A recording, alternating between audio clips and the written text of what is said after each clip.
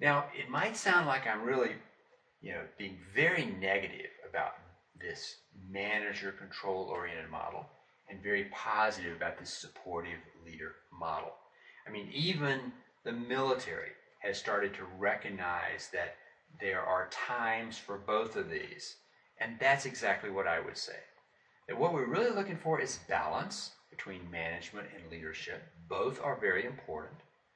But the tendency I find is that many people in management roles tend to want to spend much more of their time at this end of the spectrum, if you will.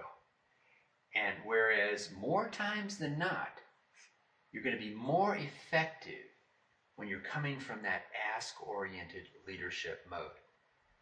There is a limitation, though, on that. It's not infinitely true that that's a better model. Let me give you an example. Let's look at a graph. And this graph, this axis is effectiveness of decisions. So the further up on this chart, the graph, the better the decision, the more effectiveness of the decision. And this axis is degree of participation. So the more participation, the further out on the scale we go toward the right.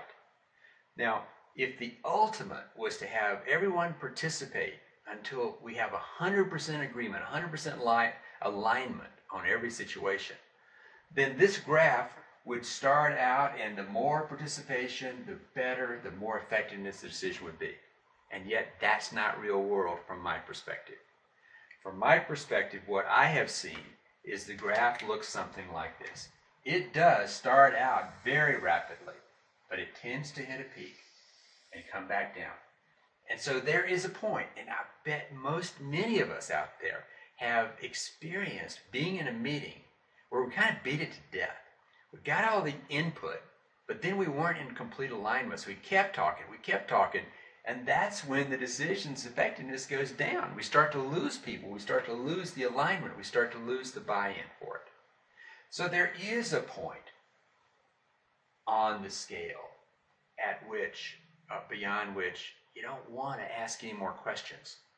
You just want to take control, if you will. Make a decision based on the input.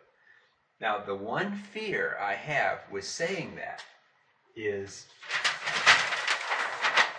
a person like me, who is so naturally, could easily come from this tail-oriented perspective, that might give me an excuse to do that quicker than I should. Because the truth is, I would say much more often we do want to be asking the questions and not telling. Now I want to wrap this up by sharing, I just remembered, I mentioned the military. Even the military is recognizing, in wartime, you got to give direction. But when you're not in wartime, this model is very good. The more of the leader model is very good at building respect, building rapport, building trust, which is so important. So that when you do get in the wartime situation and you say jump because you need to say jump, they will indeed say how high. So I think that's an important piece.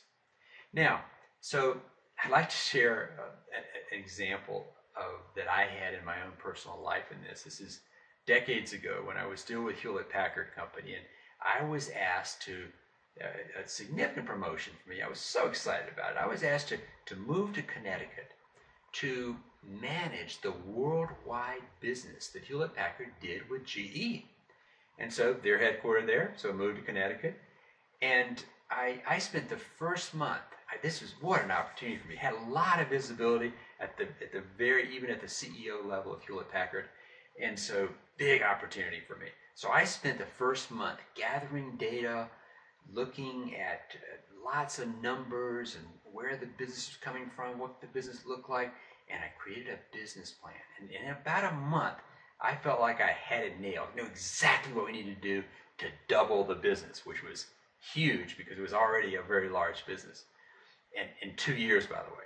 So that was my job, to do that, to make sure, or to lead that effort, to manage that effort. And so I had it all ready. I was excited. I said, okay, send it out to the 28 teams and wait for the responses. So I relaxed for a few days while I waited for those responses. You know what happened, don't you? You do, don't you? There was no response. There was not even a response from the team in Richmond, Virginia that I had managed personally just a month and a half before. So see, this model was not effective.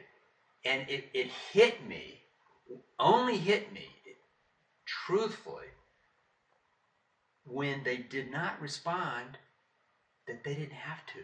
They did not report to me.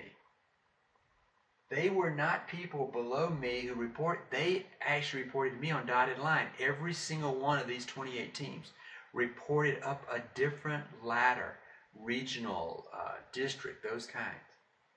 And I was just dotted line. So here I was in a situation where I could not tell them what to do.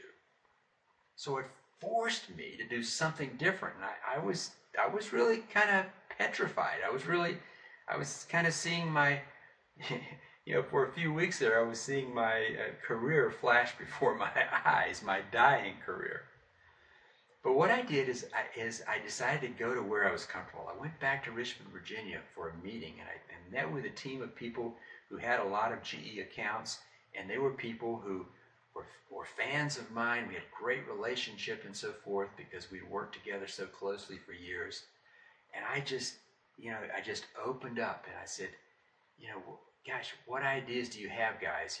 This is a big thing that we're trying to do here, and what are your thoughts? We had a phenomenal meeting. And look what happened. I was forced into a situation that I could not tell. I had to try something else. And so I started asking. And out of that one meeting came so many ideas and thoughts that, by the way, were over and above what I had created on my own, that I had to recognize that, oh my goodness, this is a very powerful way to do it. So I spent quite a bit of time traveling the first few months, meeting with key teams to get their ideas.